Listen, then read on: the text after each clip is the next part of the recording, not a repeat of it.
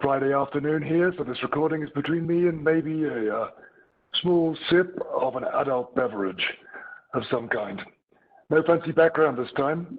Couldn't find one that fit the theme. And really that theme is going to be, we're going to talk about perimeters, where they came from, why they were important, and what we're seeing as this change. What I'm sort of coining as perimeter, wherefore art thou perimeter, to paraphrase the bard.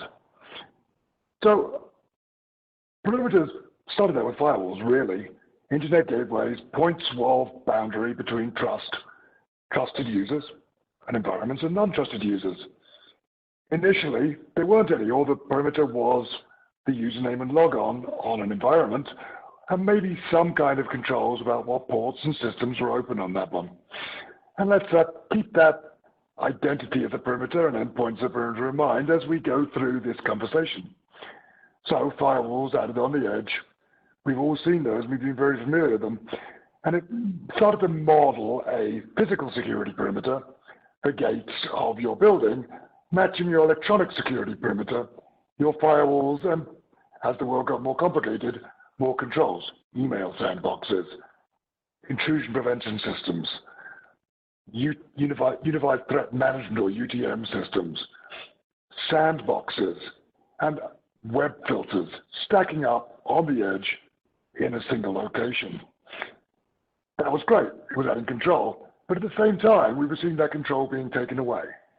Users were working outside somewhat, whether that be on planes or in cafes or traveling work users. So they had to have a way to get in from home, especially to critical applications like email, and later to more and more of those applications and file shares. Business partners needed to get in through the perimeter, whether they were getting data from us or helping us manage systems and our environment. Famously, the HVAC systems in Target, managed by a third-party provider, and what could possibly go wrong. So, and then data moving outside of that perimeter, particularly as we start to see cloud-hosted, co-located, and then cloud applications, whether they be PaaS, IaaS, or SaaS. So we see the perimeter becoming increasingly porous, and this has been going on for 15 years. It's not a new phenomenon.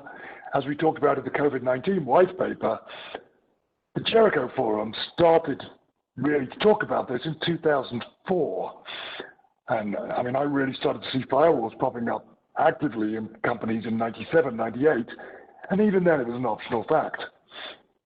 So nothing new that deperimeterization has been happening. What we have seen is this accelerating. One, people are traveling more and working remotely more anyway. And then obviously this year, 2020, we saw COVID and organizations basically taking 90% or 100% of their workforces and displacing them outside of their traditional PSP. And of course, because the PSP and the ESP were mimicking each other outside of the ESP. That's led to this shift, kind of funny, back to where we were. What am I doing? I'm logging on to remote systems in the cloud and using remote applications. So what's my perimeter? My identity is my perimeter. It's more than just username and password. Now there's potentially context. There's the state of the machine I'm accessing it from. But that perimeter is fundamentally a who am I and what am I allowed to do. That's extending with endpoints as a perimeter, the evolution of closed down the necessary services to running a next generation antivirus or EPP, endpoint protection product, commonly in conjunction with an EDR, endpoint detection and response product, so we can build through the first, or second rather, two layers of the NIST cybersecurity, protect and detect areas. So that's endpoint as a perimeter again.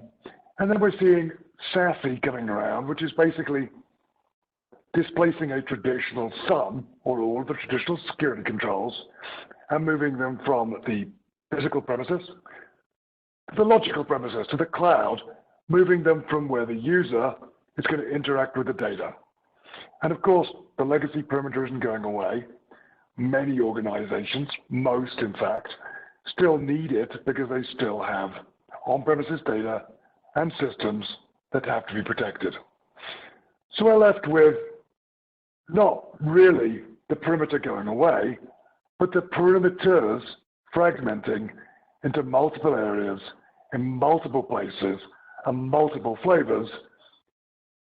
And what's interesting and good and bad about this is now this has to map to each individual business company's risks, to where they are in their digital transformation journey, and to what they're doing. We have to be really cognizant of what they're at and where they're going to be and when, as we talk about this, because we can no longer simply go, get a firewall, move on, get an endpoint, move on. We've got to build a solution that maps to the business outcomes for them all. It's a big topic. It's a long topic. It's one that I perhaps was overambitious to try and squeeze into these 5 minutes. We're at over 6 minutes already, and I could keep talking on this for a significant length of time. Love to hear your feedback on it. Thanks everybody for tuning in, and really appreciate you paying attention to these Phish and Tips type videos. Thanks everybody. Take care. Bye-bye.